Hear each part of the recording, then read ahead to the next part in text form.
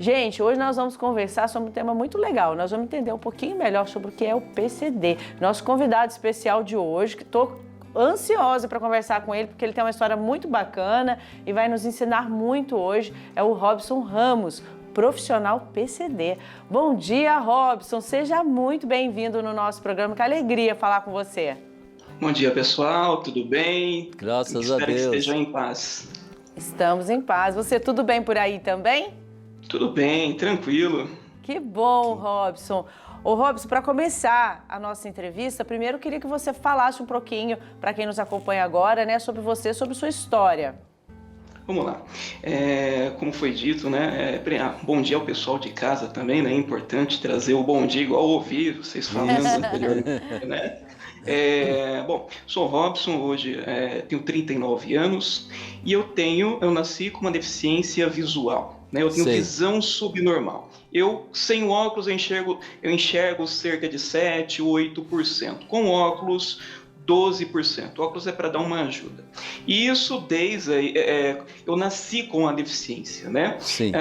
Além do albinismo. Então, grande parte dos albinos, ele tem deficiência visual. Alguns menos, outros mais. Isso vai depender aí da biologia, né?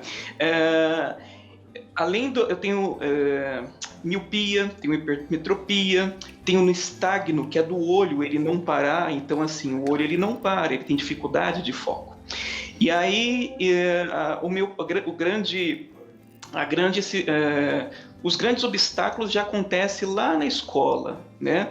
Então, quando eu estava lá no primeiro ano, então assim, primeiro ser uma criança, né? Grande parte das crianças, quando são deixadas na escola, choram, né? Porque você tem aquele trauma, tá deixando a mamãe e tudo.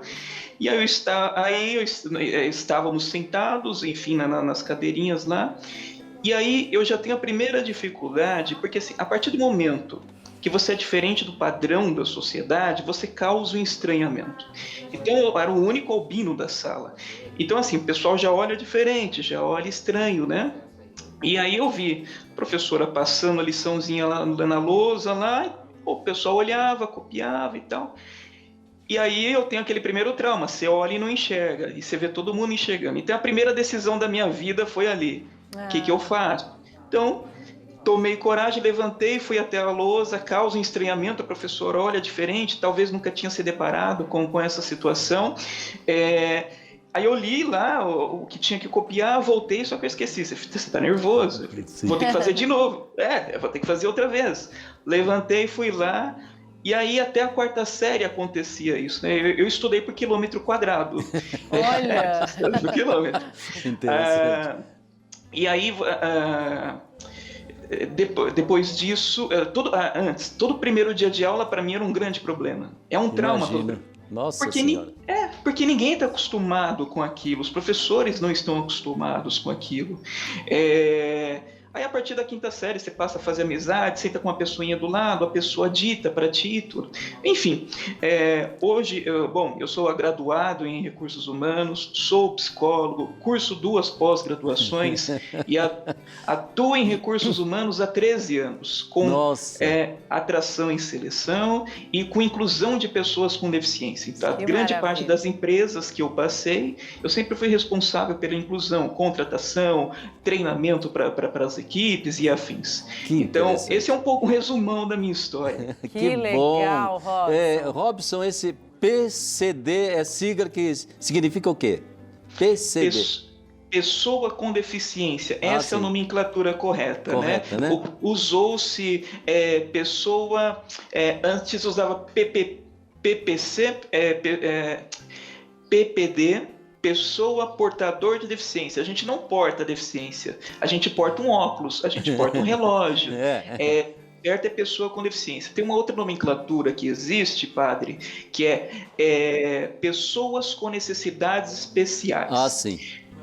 Isso também está errado, né? Uma pessoa com necessidade especial pode ser qualquer um. Por exemplo, eu já tenho a minha deficiência, mas se eu quebro a minha perna e por um tempo eu preciso usar uma cadeira de roda, uma muleta, eu tenho uma necessidade especial temporária. O PCD não. Ela é permanente ou de longo prazo, tá? Sei. É interessante quando você fala de toda essa primeira experiência sua na tentativa de de alguma forma, enfrentar isso aí, se confrontar, né? Mas eu acho que durante o seu tempo de formação, você percebe que exatamente essa deficiência, ela ajudou a mudar também a atitude daqueles que se relacionavam com você, dos seus colegas. Percebe que, de alguma forma, provoca neles também algo que muda em termos de atitude, de, sei lá, certamente de respeito, de ajuda. Como que você percebeu a presença de alguém que tem uma deficiência no meio de um grupo de pessoas? Padre, assim, você tem o ser humano, ele é diverso, né? Em sua individualidade nós somos diversos. A partir do momento que se tem o que é diferente, integrado, interagindo, Sim. você tira o que é escuro e traz luz. Então, e comigo houve todo tipo de situação, também do preconceito, pessoas que brincavam. A criança, ela brinca, ela zomba, isso é natural do ser humano, o senhor sabe. Mas grande parte não, cria ali, cria uma afinidade. Eu vou dar um exemplo, e aí o senhor conhece mais do que eu, mas vou dar um exemplo ao senhor. Por exemplo, o primeiro que trabalhou com integração e inclusão foi Jesus Cristo. O coxo, o deficiente, ele era deixado às ruas, viver a própria sorte, receber esmola, e ele era isolado. Jesus Cristo foi o primeiro que ia lá no coxo, foi no cego, ia no leproso, ele conversava com todos. Sim. Aí eu trago para o senhor a passagem que o senhor conhece. Essa ação de Jesus Cristo provocou empatia em outros. Quando a gente vai lá em Marcos 2, quando Jesus Cristo chega a Cafarnaum, ele está numa casa, ele está trazendo a palavra de Deus, a casa está lotada. 4 homens foram lá, buscaram o paralítico. É verdade. Não dava para entrar na casa, tirou-se o telhado e ele entrou pelo telhado. A partir do momento que você tem, por exemplo, a pessoa que usa cadeira de rodas, você cria a pessoa no outro. Você vê muita situação onde tem ajuda da criança, ela ajuda o cadeirante. Já vi também crianças ajudando a pessoa que é cega. Então, assim, estar junto, você tira o preconceito, o não conhecimento. Precisa estar junto, interagindo para ver o conhecimento, tirar as dúvidas. Não é isolando, né? É uma diferença entre incluir e integrar. Sim. A gente precisa integrar. Desculpa. Não, imagina, Robson. E você falando sobre incluir, integrar, né? Agora falando no mercado de trabalho, né? Você que está atuante e vê a necessidade. A gente já evoluiu bem, mas ainda precisa de muito mais, né, Robson? Queria que você falasse um pouquinho sobre isso, sobre essa demanda que existe e sobre a abertura das empresas e também das pessoas, né, para a inclusão com pessoas com PCD, com deficiência, pessoas com deficiência. Vamos lá. Existe uma lei, a Lei 8.213 de 1991, de 24 de julho, onde trouxe diversas normativas referido à inclusão de pessoas, inclusive essa obrigação das empresas contratarem pessoas com deficiência. No entanto, não havia uma fiscalização, né? Era-se obrigado e não havia fiscalização. Concernente à lei, como é que funciona? O que a lei diz? Empresas com mais de 100 funcionários precisam ter em seu quadro pessoas com deficiência. Então, de 100 a 200, tem que ter 2%. De 201 a 500, 3%. De 501 a 1.000, 4%. A partir de 1.000, 5%. Legal. Quando chegou 2004, foi estabelecido um decreto, colocado um monte de decretos e leis embaixo deste decreto de 2004, e aí passou-se a ver as fiscalizações. Quem fiscaliza? Ministério do Trabalho e o Ministério Público. Tá? A partir daí, então, começou-se sim a ter mais pessoas com deficiência nas empresas. Eu vou trazer um pequeno relato para vocês, bem rapidinho, um problema que eu enfrentei. Antes de conhecer a lei, um shopping estava sendo construído próximo ao bairro que eu morava, eu era bem jovenzinho e fui procurar emprego. Eu fui preencher a ficha e eu tinha que trazer bem pertinho do olho, assim, para enxergar as fichas. Na época ainda preenchia a ficha, né? E eu fui preencher. A moça do RH, ela estava encostadinha na porta Quando eu virei, fui mexer o pescoço, né, porque eu estava com dificuldade, ela estava assim, ó. Eu fui reprovado ali. A partir daí mudou então as coisas, né? Para as empresas, o que acontece? Aí eu trago para ti, Padre e Dani. As empresas, elas contratam, mas grande parte das empresas não se preocupam com representatividade. As grande parte das vagas para pessoas com deficiência são abertas para cargos de base.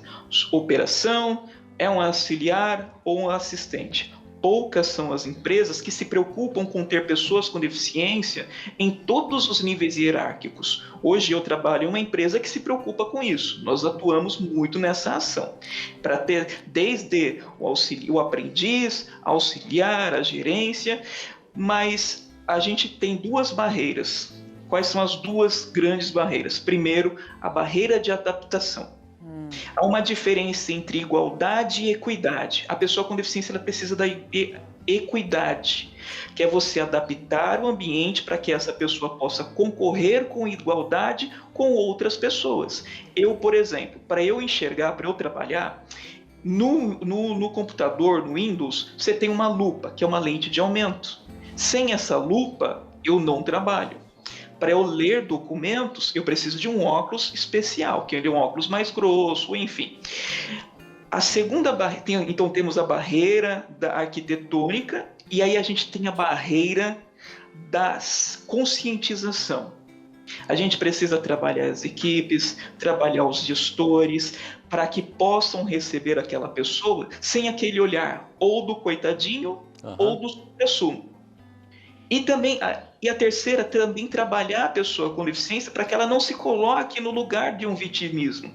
Você precisa de uma adaptação? Legal, precisa da adaptação, mas precisa ter uma segurança em si mesmo, confiar em ti que você pode conseguir.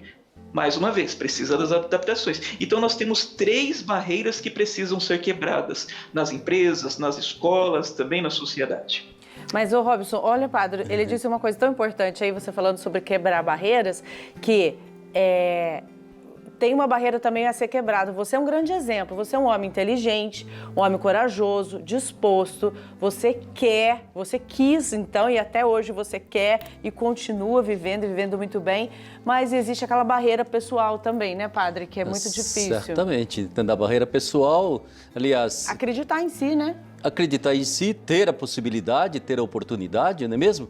Eu acho que entra um mundo de fatores, porque ele lembrava de Jesus. Jesus nunca curou alguém sem integrá-lo. Ele imediatamente integrava a pessoa novamente no grupo, na comunidade, na família, entende? E eu acho que esse é o importante, a preocupação com a integração, né? Porque você disse muito bem, Robson, uma coisa é a gente ter dó de alguém, outra coisa é a gente interagir com ela, né? Exato. E perceber que ela tem possibilidade, tem potencialidade. Dani e padre, a sociedade, assim, como que as coisas vão mudar? Então, precisa de haver uma cadeia de ação. Então, começa ali, por exemplo, quando o médico que diagnosticou, ele fala para a família ou a pessoa que se tornou deficiente após um acidente, comorbidades da vida, o médico ele já fala ali. Só que a pessoa ali, a família, o familiar e a própria pessoa, ou quando é neném não, mas o familiar, o mundo cai. Puxa, tem uma pessoa com deficiência. O que tem que acontecer? Então a gente tem assim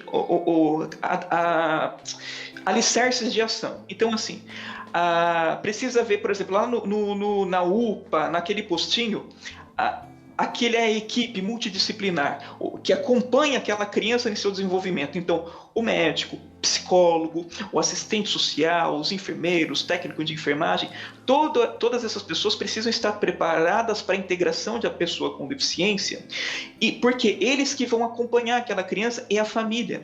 Às vezes o familiar ele tem dificuldade de lidar com a deficiência daquela pessoa. Às vezes a família esconde, a família tem vergonha, a família não sabe agir. Depois disso a gente tem a escola, que precisa, por exemplo, no meu caso, qual que era a atitude de alguns professores? Colocar minha carteira na frente da lousa.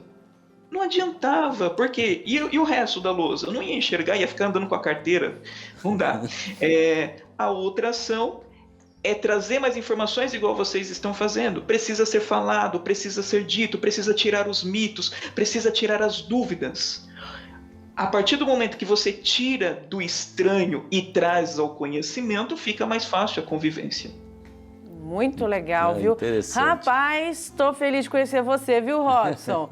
Que exemplo, viu? Falou muito bem da palavra de Deus, psicólogo, atuante, trabalha, tem uma história belíssima. Olha, é que não dá tempo, mas eu já ia até querer entrar na vida pessoal, se você casou, o que aconteceu, se essa parte aí também foi fácil para você, mas a gente vai deixar para um outro momento. Quero agradecer muito a sua participação, a sua fala, a bênção que você foi hoje na vida de tantas pessoas. Muito obrigado. Muito obrigada. Obrigado pelo testemunho, Robson, viu? Obrigado a vocês, obrigado pela oportunidade. Um ótimo dia para vocês. Fico à disposição e um grande abraço e fiquem em paz. Muito Amém. obrigado. Fique com Deus também, meu. Que legal, gente. Olha, grande exemplo para hoje, né?